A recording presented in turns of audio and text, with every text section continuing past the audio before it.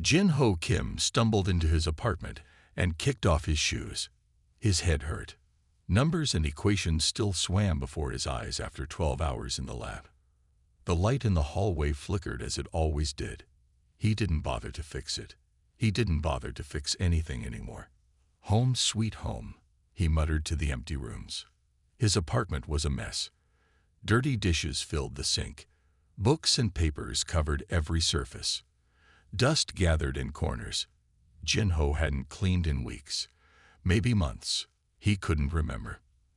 At 32, Jin-Ho was one of the youngest physicists at Korea's Advanced Science Institute. He worked on wormhole theory. His colleagues called him brilliant but strange. Since his divorce 2 years ago, he had put all his energy into his work. Nothing else mattered. Jin-Ho opened his refrigerator. It contained one old container of kimchi, a half-empty bottle of water, and nothing else. He sighed and closed it again. He would order food later. Or maybe not. Food wasn't important right now. His new equations were important. He walked to his desk and looked at the stacks of papers. Somewhere in these calculations was the answer.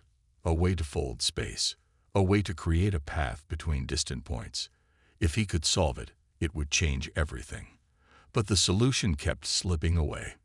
Jin-Ho's phone buzzed in his pocket. It was a notification from an app called Homestar. The bright ad showed happy families and clean homes. Need help? Homestar finds the perfect housekeeper for you. Special discount today only. Jin-Ho stared at the ad. His apartment was a disaster. Maybe it was time to get help. He hadn't had anyone in his space since Mi-yeon left him. But he couldn't think clearly in this mess. Why not? He said to himself, it's just cleaning. He tapped the app and began filling out forms. Name, address, apartment size. Then came more questions. What type of service do you need? Regular cleaning, deep cleaning, or full home management? Jin-Ho chose full home management. He needed all the help he could get. Special requests or concerns. Jin-Ho left this blank. He didn't care as long as they cleaned. Are you willing to accept non-traditional staff for a 30% discount? Jin-Ho paused. What did non-traditional mean? Maybe older workers or people with disabilities. He didn't mind. He tapped yes. Do you require emergency response capabilities? Jin-Ho wasn't sure what this meant either. Maybe it was for elderly clients who might fall or get sick. He didn't need that, but tapping yes gave him another 15% discount. Money was tight, so every discount helped. At the bottom of the screen was a long block of small text. Terms and conditions. Jin-Ho's eyes were too tired to read it. He simply tapped I agree and completed the order. Thank you for choosing Homestar. Your housekeeper will arrive tomorrow morning. Jin-Ho set his phone down and stumbled to his bedroom. He didn't bother to change his clothes. He just fell onto his unmade bed and closed his eyes. He didn't notice the strange light that flashed briefly outside his window. He didn't hear the soft hum that came from the roof of his building. And he definitely didn't see the slender figure that materialized on his balcony just after midnight, violet eyes scanning the apartment through the glass door. In the morning, Jin-Ho would discover what non-traditional staff really meant. But for now, he slept deeply, unaware that his life was about to change forever. What Jin-Ho didn't know was that Homestar wasn't just a cleaning service. It was much, much more. And somewhere, in the vast bureaucracy of Earth's secret First Contact program, his application had just been flagged as perfect placement opportunity. Jin-Ho felt pressure on his chest. It pulled him from deep sleep. He tried to turn over, but couldn't move. Something was holding him down. He opened his eyes. A woman sat on top of him. Her hands pressed his shoulders into the mattress. Her face was inches from his. Jin-Ho's heart raced in panic. Hello, Mr. Kim. I am Sumai, your new housekeeper. Her voice was calm and musical. Too calm for someone pinning a stranger to his bed. Jin-Ho tried to shout, but his voice came out as a squeak. What are you doing? Get off me. The woman, Sumai tilted her head.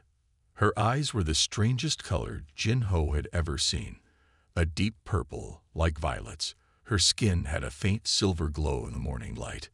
You stopped breathing properly. I was monitoring your respiratory functions when you showed signs of sleep apnea. I applied gentle pressure to restart normal breathing patterns. Jin-Ho pushed against her. She moved away easily, standing beside the bed. That's when Jin-Ho noticed how tall she was, at least 6 feet. Her black hair seemed to float slightly around her face, as if underwater. You were in my bed, watching me sleep. Jin-Ho shouted. That's not what housekeepers do. Sumai blinked slowly. The contract you signed includes health monitoring. Section 17, Paragraph 4 of the Homestar Agreement states that emergency response capabilities include overnight respiratory monitoring for single occupants. Jin-Ho sat up, angry and confused. I never agreed to. Then he remembered the terms he hadn't read. The discount he'd taken for emergency response capabilities. This is crazy. You can't just... Jin-Ho stopped mid-sentence. He was looking past Sumai into his apartment. It was clean. Not just tidy, but spotless. The floors gleamed. The windows sparkled. Even the light bulb in the hallway had been fixed. A sweet smell, like flowers Jin-Ho couldn't name, filled the air. Sumai followed his gaze. I completed basic cleaning protocols while you slept. I have also organized your research materials using a more efficient system. Jin-Ho jumped out of bed. My papers. You touched my research. He ran to his desk. All his notes were gone. The messy piles had vanished. In their place were neat stacks arranged in a pattern Jin-Ho didn't understand. What have you done? Where are my equations? Sumai moved beside him, her movements graceful and strange.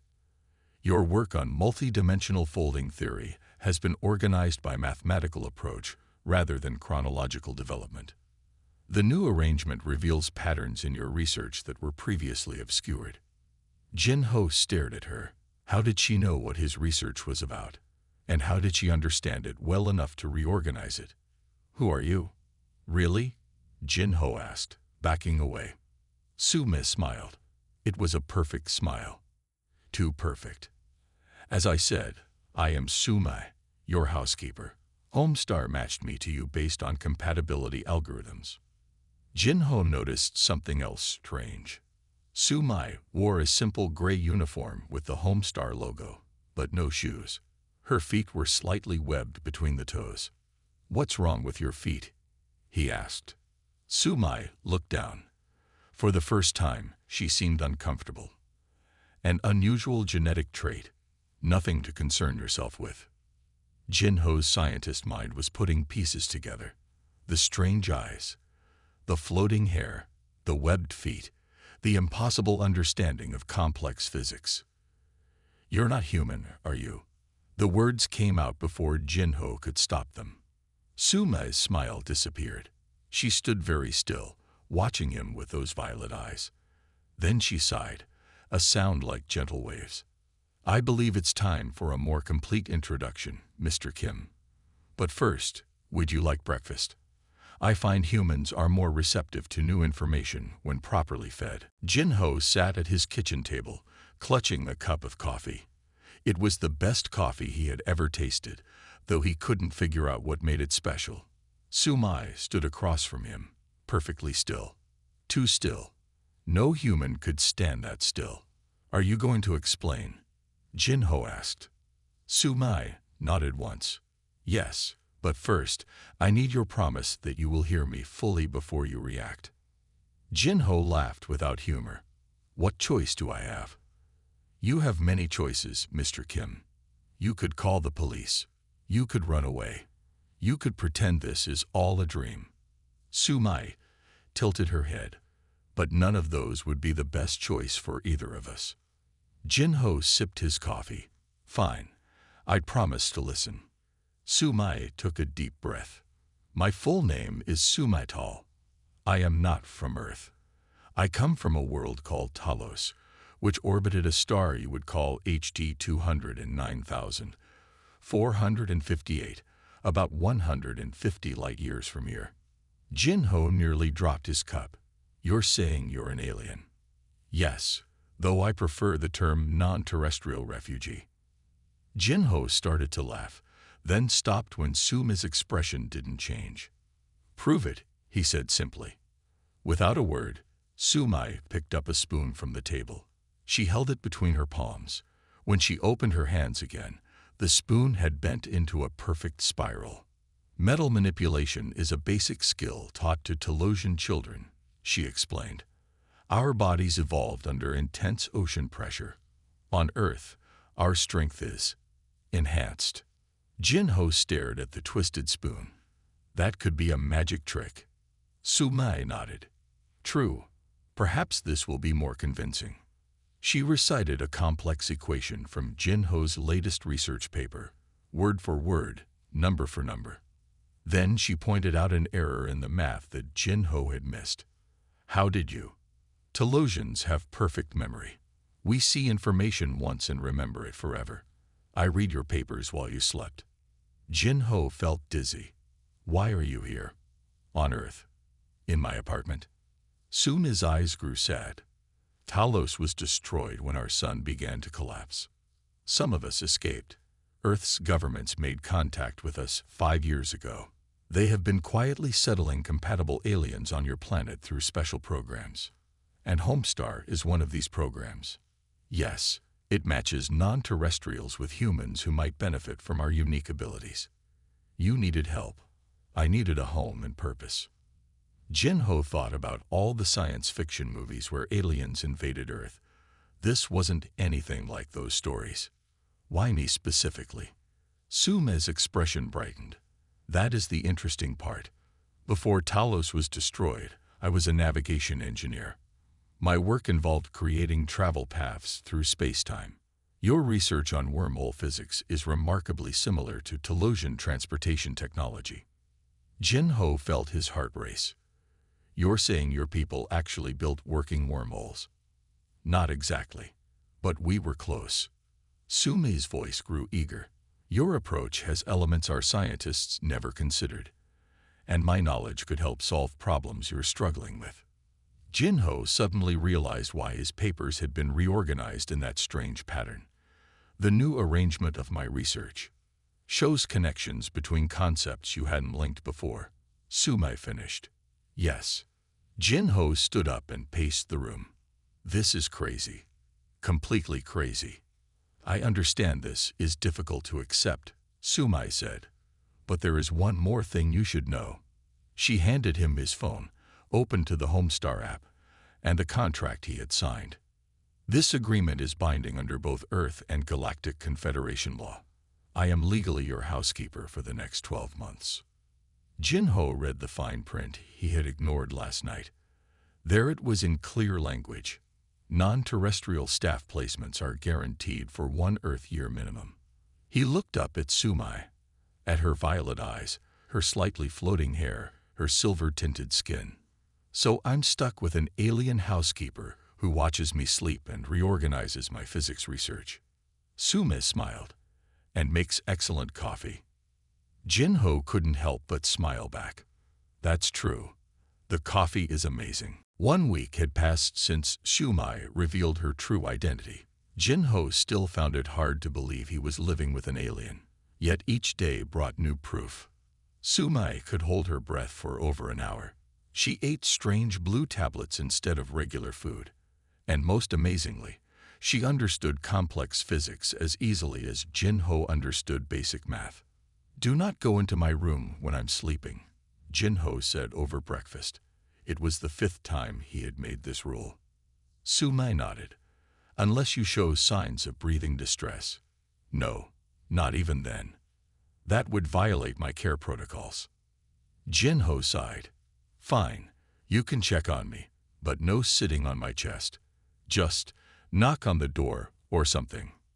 Sumai considered this. Acceptable. I will monitor from the doorway. Living with Sumai was strange, but Jin-Ho had to admit his life was better. His apartment was spotless. His work was more organized. And for the first time in years, he wasn't lonely. After breakfast, Jin-Ho spread his research papers on the dining table. Sumai had arranged them in a pattern he still didn't fully understand. "Explain this system to me again," he said. Sumai stood beside him. "Your papers are arranged in 3 dimensions. Each column represents a different approach to space-time folding. Each row shows progression of thought. And the depth, the stacking, shows related concepts." Jin-Ho shook his head. "But it's just flat stacks of paper. You must see beyond the physical arrangement." Sumai took 3 papers from different stacks and laid them side by side. "Look at equations 7, 15, and 22. Jin-Ho studied the papers. Suddenly, he saw it. The 3 different approaches were solving the same problem in different ways. Together, they'd formed a complete solution he had never seen before. That's brilliant." Jin-Ho grabbed a blank paper and began writing. "If we combine these approaches, we could create a stable path between 2 points in space-time." Sumai finished. Yes. For the next few hours, they worked together. Jin-Ho's theoretical knowledge combined with Sumai's practical experience. They filled page after page with new equations. "This is more progress than I've made in 2 years," Jin-Ho said, amazed. Sumai smiled her perfect smile. "On Talos, we believe the best solutions come from different perspectives working together." Jin-Ho looked at her. "Is that why you're really here?" "For my research." Sumai's smile faded. "I was assigned to you because our work is compatible, but my primary job is as your housekeeper. A housekeeper who happens to be an expert in wormhole physics." "Yes." Jin-Ho wasn't sure he believed her, but he couldn't deny their work together was producing amazing results. That evening, as Jin-Ho cooked dinner, one of the few human activities Sumai couldn't do better, his phone rang. It was Professor Du-Yun Park, his department head. "Jin-Ho, I read your new paper on multi-dimensional folding. It's revolutionary. Where did these insights come from?" Jin-Ho glanced at Sumai, who was dusting shelves across the room. Her hearing was perfect. She could hear both sides of the phone conversation. "I've been working with a new research assistant, S. Kim. Well, you must bring this S. Kim to the department meeting next week. The committee will want to meet the person helping with such groundbreaking work." After hanging up, Jin-Ho turned to Sumai. "We have a problem. They want to meet you." Sumai stopped dusting. "That would be difficult. My appearance is noticeable." Jin-Ho ran a hand through his hair. "Can you look more human? Hide the purple eyes and webbed feet. I can use special contacts and shoes, but I cannot stop my hair from floating slightly or change my skin tone completely." Jin-Ho thought for a moment. "We'll say you have a rare genetic condition. People are usually too polite to ask questions." Sumai tilted her head, considering. "It might work, but it is risky. If my true nature were discovered, what would happen?" Jin-Ho asked. "I don't know," Sumai said. "And that is what concerns me most." Jin-Ho stood nervously in the university conference room. All eyes were on Sumai. She looked almost human today. Dark contact lenses hid her violet eyes. A tight bun kept her hair from floating. Special makeup covered her silver skin, and normal shoes hid her webbed feet. "So, Ms. Kim," Professor Park said, "how did you come up with these remarkable insights?" Sumai smiled politely. "I simply looked at Dr. Kim's work from a different angle. Sometimes fresh eyes see new patterns." The committee members nodded. Jin-Ho breathed a little easier. Sumai had practiced her human act for days, and it was working. "Where did you study physics?" asked another professor. "A private research facility," Sumai answered smoothly. "It closed recently due to funding issues."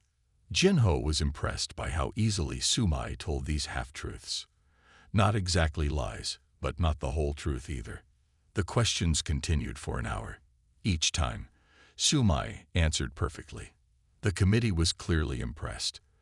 By the end, they offered Su Mai an official position as Jin Ho's research assistant. "This is perfect," Jin Ho said as they walked to his car after the meeting. "Now we can work together openly." Su Mai didn't share his excitement. "I noticed something concerning. The man in the back row wasn't a professor." "How do you know?" His questions were not about physics. They were designed to get personal information about me. And his heart rate increased when I avoided giving details. Jin Ho frowned. "You can hear heart rates." "Yes, it is useful for detecting deception." Su Mai looked around carefully. "We should go. I sense we are being watched."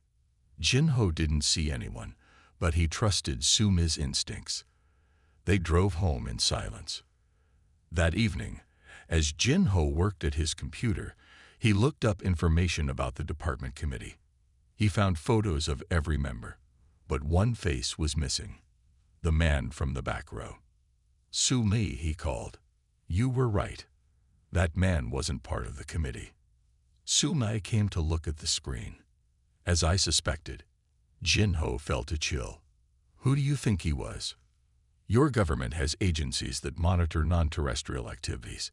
This man may be from one of them." Jin Ho closed his laptop. "Is that bad?" "I mean, if they already know about aliens." "They know about registered aliens," Su Mai corrected. "Each non-terrestrial on Earth has specific restrictions. Sharing advanced technology is strictly controlled." "But we've been working on wormhole theory together," Jin Ho said slowly. "Is that allowed?" Su Mai didn't answer right away. "There is a gray area. I can discuss theory, but not practical applications from my world." Jin Ho stood up and paced the room. "So we might be breaking rules without knowing it." "Possibly." Jin Ho looked out the window.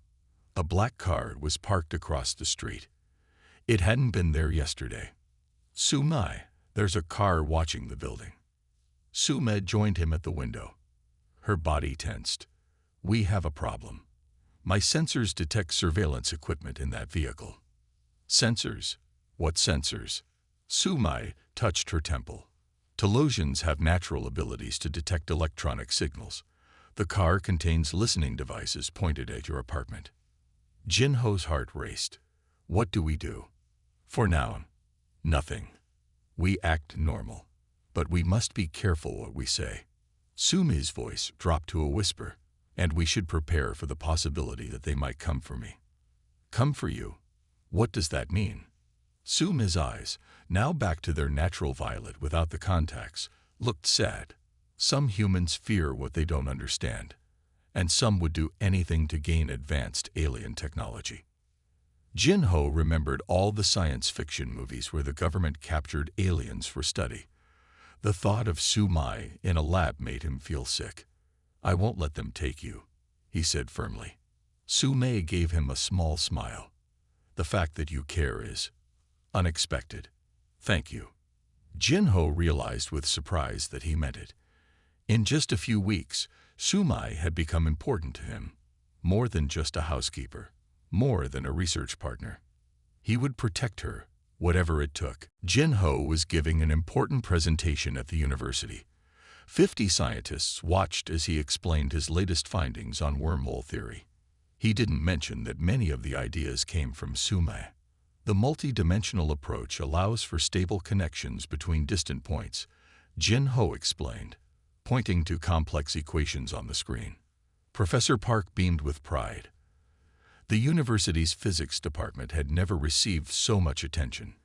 3 science journals wanted to publish Jin Ho's work. After the presentation, Jin Ho checked his phone. There were 5 missed calls from Su Mai. That was strange. She never called him during work hours. He stepped into an empty hallway and called back. "Jin Ho." Su Mi's voice was tense. "Don't come home." "What? Why not?" "They were here. Men in black suits. They broke in while I was cleaning." Jin Ho's heart dropped. "Are you okay? Did they hurt you?" "I am unharmed. They were not expecting my strength." There was a pause. "I had to defend myself. 2 men are unconscious in your living room." What? Jin-Ho nearly shouted, then lowered his voice. You knocked out government agents. They had weapons, Jin-Ho, and they called me the specimen. They didn't come to talk. Jin-Ho leaned against the wall, his mind racing. Where are you now? I'm watching your building from the roof of the store across the street. More men arrived. They're searching your apartment. Jin-Ho tried to think. We need to get you somewhere safe. No, Jin-Ho. Listen carefully. This is more serious than you know. Sumi's voice grew urgent. I haven't been completely honest with you. Jin-Ho felt a chill. What do you mean? There's more to my assignment than housekeeping and research. Jin-Ho left the building and walked quickly toward his car, looking around for anyone following him. I'm listening. I was placed with you specifically because your research matches Telosian transportation technology, but not just for scientific exchange. Sumi took a deep breath. Your work, combined with my knowledge, could create a rescue technology. Rescue? For what? For my people. Sumi's voice broke slightly. When our star began to collapse, we sent most survivors to Earth, but thousands remain in stasis pods near Talos. They orbit the dying star in suspended animation. Their shields will fail soon. Jin-Ho stopped walking. You're saying there are more of your people waiting to be rescued? Yes, and the man leading the team that came for me knows this. His name is Director Hak-Sun Choi. He doesn't want to help them. He wants Telosian technology for himself. How do you know his name? I heard the other men call him Director Choi, and I've seen his name before, on a list of officials opposed to alien settlement on Earth. Jin-Ho reached his car and got in. Where should I go? My apartment isn't safe. Drive to Sungmin Station. I'll meet you there in 30 minutes. Sumi paused. And Jin-Ho, I'm sorry for not telling you everything sooner. Jin-Ho started the car. We'll talk about that later. Stay safe. As he drove, Jin-Ho thought about everything that had happened since Sumi arrived. The strange wake-up, the cleaned apartment, the revolutionary research. It all made sense now. She wasn't just helping him with physics for academic purposes. She was trying to save her people. Jin-Ho checked his mirror and noticed a black car following him. His heart raced. This is bad, he whispered to himself. He made a sudden turn down a side street, then another. The black car stayed with him. Whoever was following knew what they were doing. Jin-Ho grabbed his phone and called Sumi again. I'm being followed, he said as soon as she answered. Can you lose them? I don't think so. These aren't regular agents. They're trained for this. There was silence for a moment. Then we follow Plan B, Sumi said finally. Head toward the old observatory outside the city. And Jin-Ho. Yes. Don't worry. I won't let them hurt you. Jin-Ho almost laughed. Here he was, running from government agents, and the alien was promising to protect him.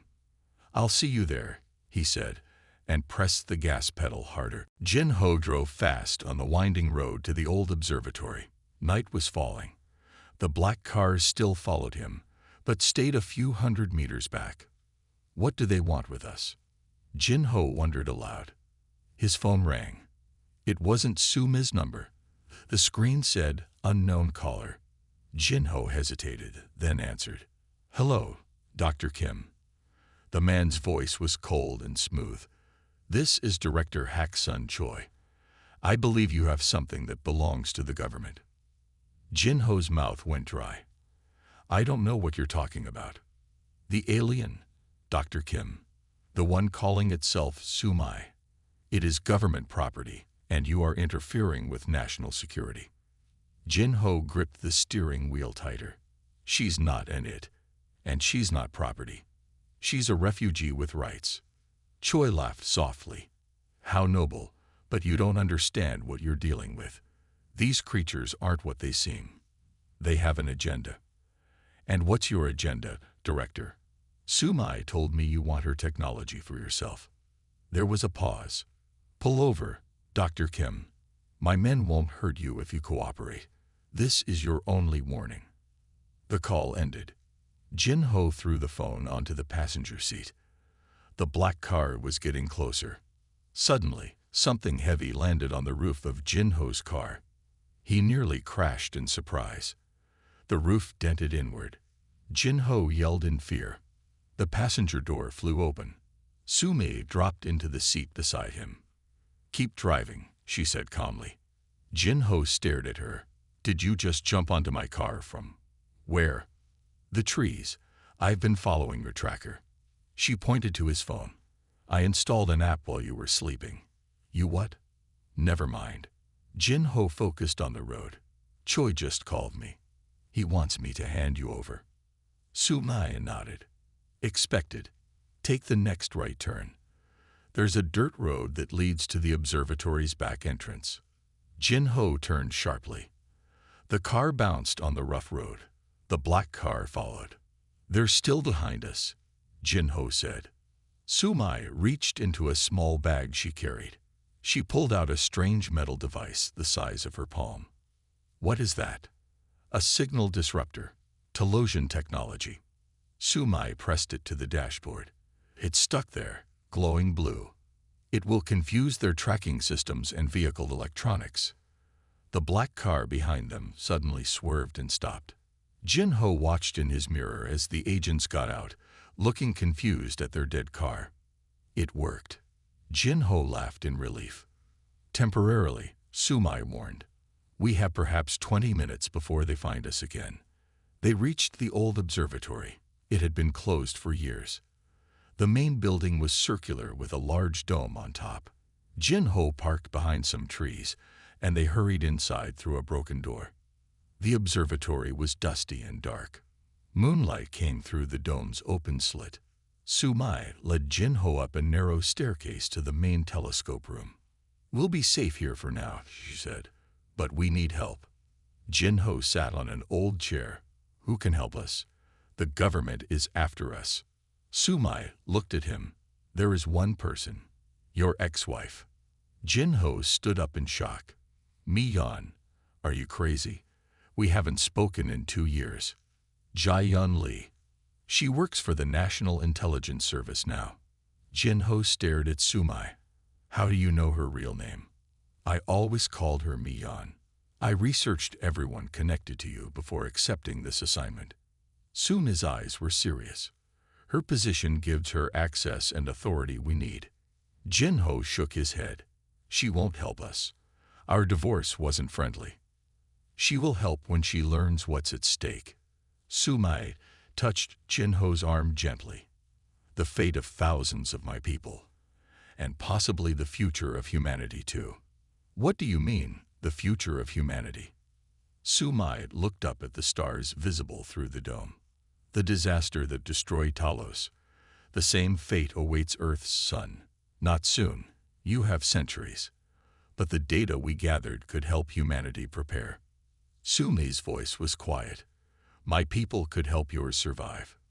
Jin-Ho stood silent, the weight of her words sinking in.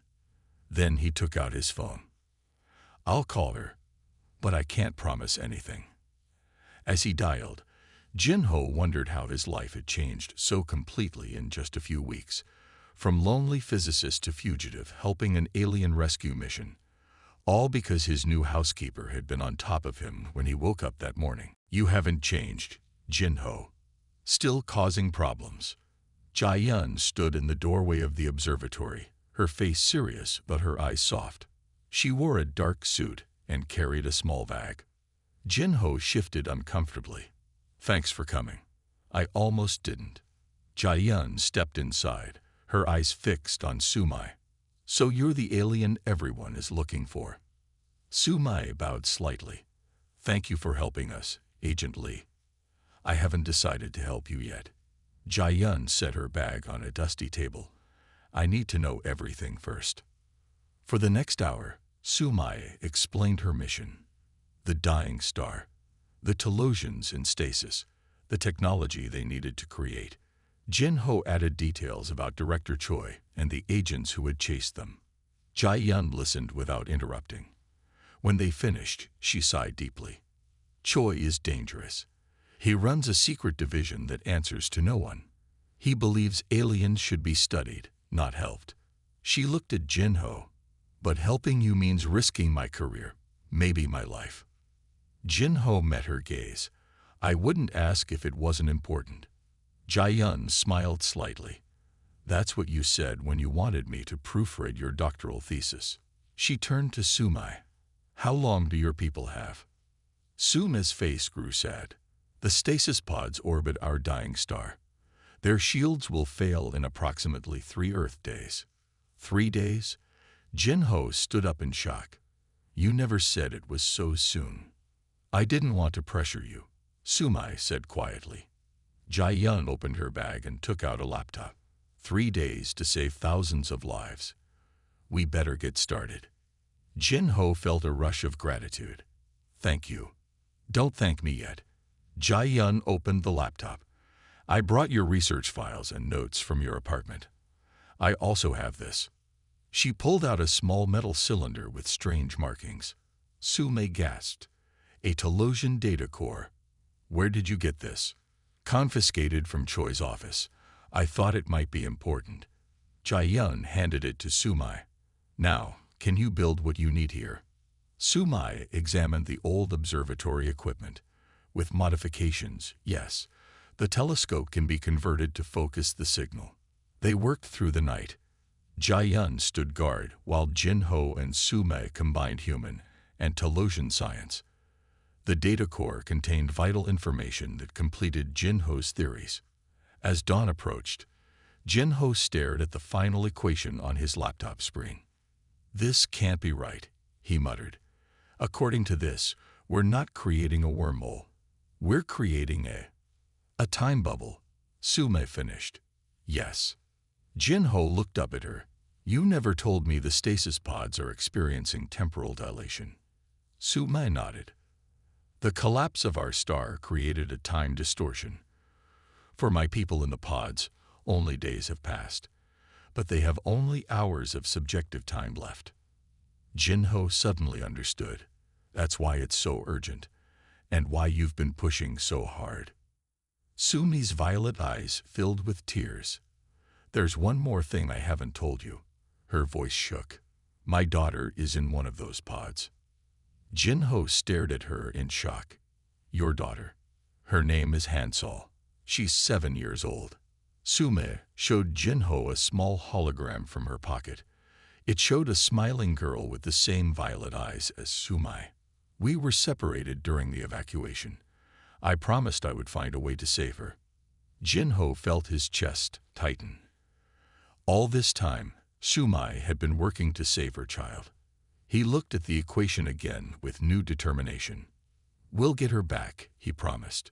This will work. As they made final adjustments to the equipment, Jae-yun called from the window. We have company, she said urgently. Black cars coming up the road. Sumai checked the modified telescope. We need 10 more minutes to align the signal. You might not have 10 minutes, Jae-yun said, pulling out her gun. They're moving fast. Jin-ho looked from the equipment to the approaching cars. Their time had run out. What do we do? He asked. Sumai's face hardened with determination. We finish this. No matter what. The black cars surrounded the observatory. Men with guns took positions at every exit. We need to buy time, Jae-yun said, checking her weapon. I'll talk to them.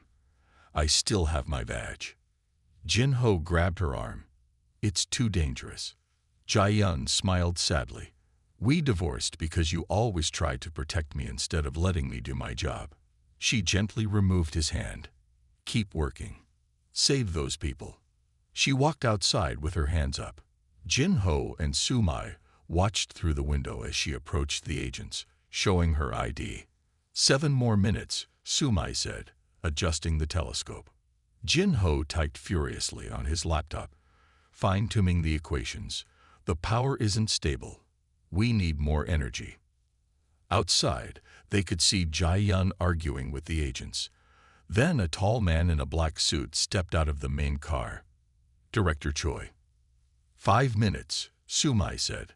her voice tense. Jae-yun and Choi were shouting now. Other cars were arriving. These had official government markings, not the plain black vehicles Choi used. "Something's happening," Jin-ho said. The telescope hummed loudly as it gathered power. The metal parts of the observatory began to vibrate. 3 minutes, Sumai said. Her hands moved with incredible speed, connecting wires and adjusting settings. Outside, new agents surrounded Choi. Jae-yun was showing papers to a woman who seemed to be in charge. 2 minutes, Sumai whispered. The telescope was glowing now, a blue light gathering at its center. The air in the observatory felt electric. 1 minute, Sumai said. Jin-ho, I need to tell you. Suddenly, the doors burst open. Agents rushed in with guns drawn. Behind them stood Director Choi, his face twisted with anger. "Stop them," he shouted. But before the agents could reach the telescope, Jae-yun entered with the woman in charge. "Stand down," the woman commanded. "Director Choi, you are relieved of duty." The agents looked confused, but lowered their weapons. "She's an alien," Choi pointed at Sumai. "This is a matter of national security. This is a matter of humanity," the woman replied. She turned to Sumai. "I'm Director Yoon. We've been watching Director Choi for months. His operation was not authorized." Sumai looked at the telescope. 30 seconds. Director Yoon nodded. "Do what you need to do." The blue light from the telescope grew brighter. It shot upward through the dome, into the sky. "Coordinates locked," Sumai said. "Connection established." The air in the center of the room began to shimmer and twist. A sphere of light appeared, growing larger. "It's working," Jin-ho whispered. The sphere expanded, showing what looked like distant space. Floating objects came into view, hundreds of silver pods against the background of a dying red star. "The stasis pods," Sumai said, her voice breaking. The pods began to move, drawn toward the sphere of light.